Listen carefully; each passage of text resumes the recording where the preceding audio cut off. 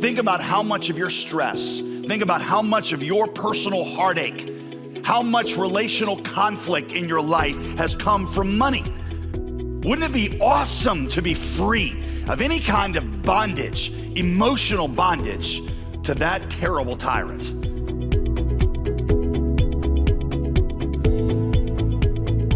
All right, what Jesus says here in Luke 16 about no man can serve two masters, that gets repeated verbatim in both Luke's gospel and Matthew's gospel. But interestingly, it's part of two different sermons. He used the same point, two different sermons. So y'all get mad at me, all right, because I use the same point sometimes. Jesus did it, so deal with it, okay? But interestingly, it's two different sermons with two different points of focus.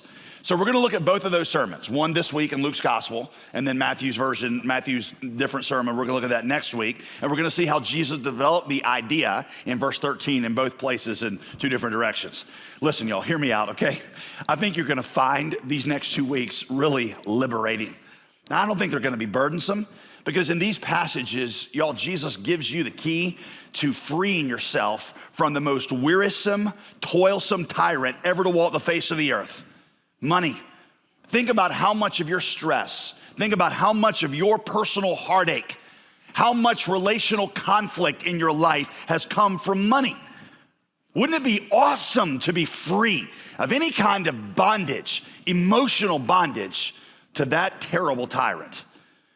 Now you're sitting here and you say, well, Pastor JD, I don't know, I got so many financial problems. Thinking about generosity is just not on. I'll get to that toward the end. But let's just go into this with an open heart and say, God, how do you want to free me? Generosity is not something you want from me. It's something you've got for me. Listen with that filter. Luke 16. All right, Jesus makes a statement about no man can serve two masters at the end of the sermon. So we're going to go back to the very beginning of the sermon and look at how he develops it. You ready? Here we go. Verse 1. Jesus told his disciples, there was a rich man whose manager was accused of wasting his possessions. So he called him in and he asked him, what is this that I hear about you? Give an account of your management, because you cannot be manager any longer because you're such a bad manager. You're so slack and you don't get up till 11 o'clock and you go out to lunch every day. And so the manager said to himself, oh no, he just got fired. What do I do? He's gotten his 2-week notice. My master is taking away my job. I'm not strong enough to dig. I got these nice manicured nails and I got these, kind of soft skinned hands, and I'm ashamed to beg. Oh, what am I gonna do? I know what I'll do, so that when I lose my job here, people will welcome me into their houses. So he called in each of his master's debtors, and he asked the first one, people that owed his, master money, how much do you owe my master?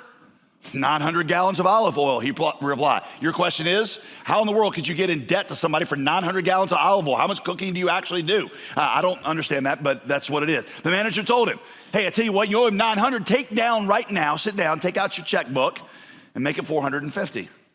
Then he asked the second one, and how much do you owe? 1,000 bushels of wheat, he replied. I told him, take your bill and make it 800. Give you a 20% discount today and today only.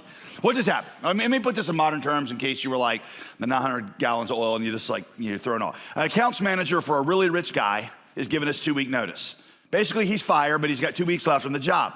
So he goes home, and in despair, he says to his wife, what am I gonna do?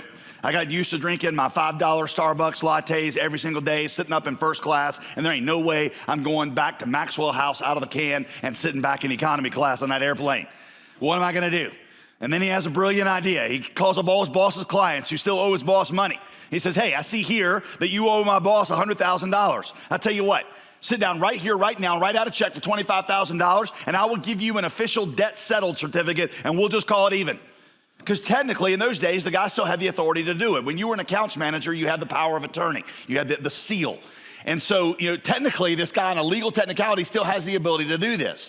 So when he releases them from their debt, they're free. And he does that with every single person who owes his boss money, right? So after he's fired now, he's got a huge bunch of people who feel like they owe him a big, huge favor. Because every time he releases somebody from their debt, he's like, just remember a few weeks who took care of you, And they're like, got you, man, I got you taken care of. Then Jesus, in a really surprising twist in the story, verse 8, the master, who just gotten hosed, by the way, okay? The master commended the dishonest manager because he had acted shrewdly.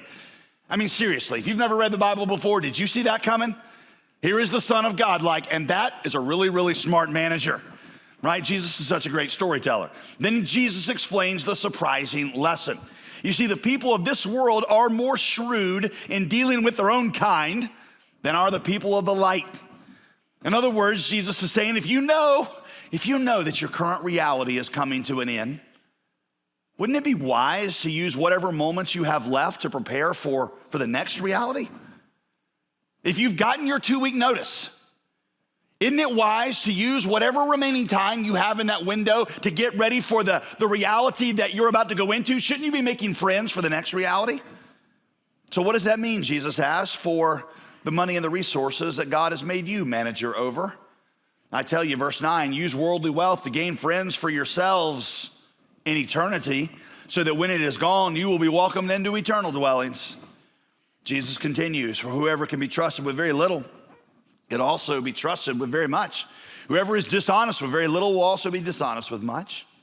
So if you have not been trustworthy in handling worldly wealth, who's going to trust you with real riches? And if you've not been trustworthy with somebody else's property, who in the world is going to give you property of your own?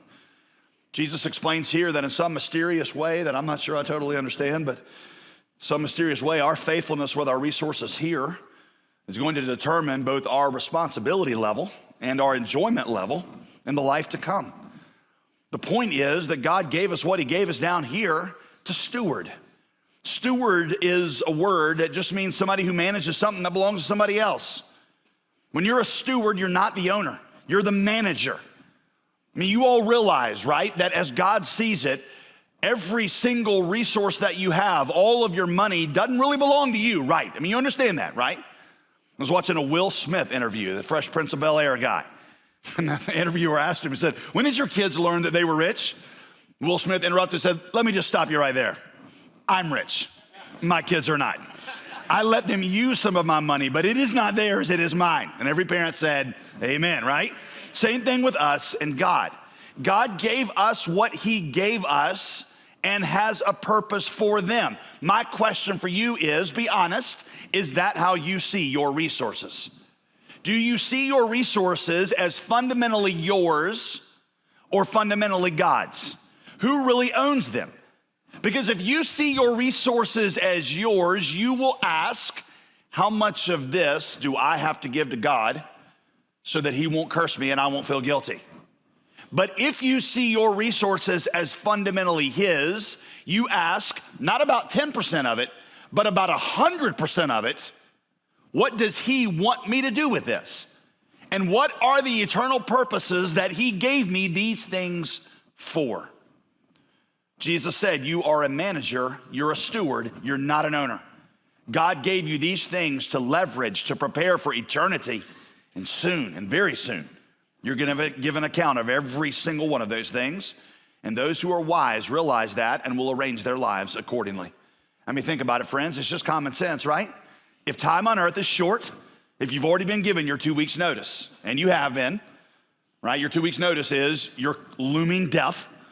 I don't want to be, depressing in here, but death rate in America still holds steady at 100% and shows no sign of waning. Your 2 week notice may last, it may last 60 years. It may last literally 2 weeks, but all of us have been served a 2 week notice. And if that 2 weeks, however long it actually is, if that 2 weeks compared to eternity is as short as eternity must demand that it be, how should we be using that last 2 weeks? Isn't that just common sense? One of my favorite Psalms is written not by David, but by Moses, Psalm 90. And in Psalm 90, Moses prays a prayer that I have prayed regularly since college. Psalm 90, verse 12, teach us to number our days. So teach us to number our days carefully so that we may develop wisdom in our hearts. Notice the connection between numbering your days and the developing of wisdom. I love how Martin Luther translated that verse into German and then retranslating it back into English, so I'm not gonna read it in German. Teach us to think daily about death so that we might finally learn how to live.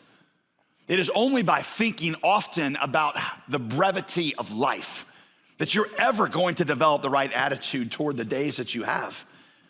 How long, friend, is eternity and how short is life? I remember when I was in middle school, my youth pastor using an illustration that I don't know why it stuck with me, but it's still kind of thick and kind of like, this is when I think about eternity, this is the first thing that pops in my head. And you're gonna say this is silly. It is silly, but it helps me. My youth pastor stood up and said, okay, he said, I did some math. Birds fly, 15 miles an hour? Good bird. And he said, so if a bird flew 15 miles an hour and picked up a grain of sand and flew it to Pluto, which when I was in middle school was still a planet, but it's since been demoted to just a rock floating in space. He said, if he flew a grain of sand to Pluto at 15 miles an hour, it'd take him 25,565 years to get there. And then he dropped off the grain of sand and flew back. And he picked up another grain of sand and flew back 25,565 years and dropped off the second grain of sand and then flew back 25,565 years and did that until every grain of sand off every beach in the world was now off of Earth and onto Pluto. He said when he finally finished that assignment, that would be the first day of eternity. How long is eternity, and how do you not look at your life like James says in James 4 that it's just like the morning vapor that comes out of your mouth when it's a cold morning and you blow out and it just appears for a moment, he says, and then it is gone. Only when you learn to think that way will you develop the right attitude toward life. A few weeks ago, when I was preaching on Romans 12, I told you the story of a guy that many of you never heard of, but is very influential. And in fact, I quote him all the time. You don't realize I'm quoting him, but his name is C.T. Studd. He was a professional cricket player in Great Britain in the late 19th century. Which I told you doesn't seem that impressive now, but back in the day, that was the world's most popular sport. And he was like the LeBron James of cricket, right? He was the star of England's national team. In fact, I know he doesn't look like an athlete with the bow tie and everything, but just, his last name was Stud. How can you not be a great athlete and have the name Stud? But all right, so there he is. All right, so he's the LeBron James of his day, but he begins to be haunted by the thought that his life is having no eternal significance. And so at the height of his career, like LeBron James right now, he backs out and just says, I'm going to go live in China. And then he went to India and then parts of Africa where eventually he died. I mean, imagine somebody doing that now. Imagine LeBron James holding a press conference and being like, I'm taking my talents to Siberia because that's where people need Jesus. Of course, people all over the world asked him, why in the world would you do something like that? And I gave you the statement that he made that basically went something like, well, if Jesus was God and died to save me, then why wouldn't I give up my life to bring his message of salvation to others? That's the part I shared with you. The part I didn't share with you is that he wrote a poem that my dad used to quote to me all the time when I was a kid, and that just makes its way into sermons now. And you never knew it was from T.C. Studd. Here's the poem. C.T. Studd wrote this poem in explanation for why he was doing what he was doing. The poem said, only one life to live will soon be past. Only what's done for Christ will last. Only one life, yes, only one. So let me say, thy will be done. And when at last I'll hear the call, I know I'll say 'twas worth it all. Because only one life to live will soon be past. Only what's done for Christ will last. I can tell you just with incredible gratefulness in my heart that my parents drilled that into me. I really think when it's all said and done, that's gonna be the greatest legacy that they will leave for me. My dad was the plant manager of a textile factory. My dad's a member here at our church now. But he was a plant manager of a plant with about 900 employees in it. And I remember visiting him one time. I was about 12 years old. And my mom drove us up. We went in the back parking lot where all the managers, where all the executive staff parked. And I noticed that my dad's car was like way worse than everybody else's. Everybody, these other managers had the BMW and the Lexus, and nothing wrong with that if you drive one. I'm not judging you, but they had all those things. And my dad had this car that, it was like 10 years old, and it was just, and I walked in, I was like, Dad, don't you make more money than all these people? Like, why are they driving all these cars and yours is like the worst one on the lot? And I just remember him looking at me and saying, son, none of that matters. That doesn't matter. This stuff doesn't matter. He says, what matters is those missionaries that we support, that we often would have in our home when they were home on furlough, and that we would pray for as a family at dinner time. He said, that's what matters. And so, yeah, we kind of dial it back over here because we want to be rich in those things there. I've told you before, I remember him, when on the years when he would get a bonus because their factory had done well. I remember him always sitting at the dinner table and wanting to discuss what we were going to do with that bonus. And every year I would be like, the J.D. Greear fund is deficient. We should put it there. And every year it's like, no. This is God. When God multiplies us like this, he does it so that we can invest it in the kingdom of God.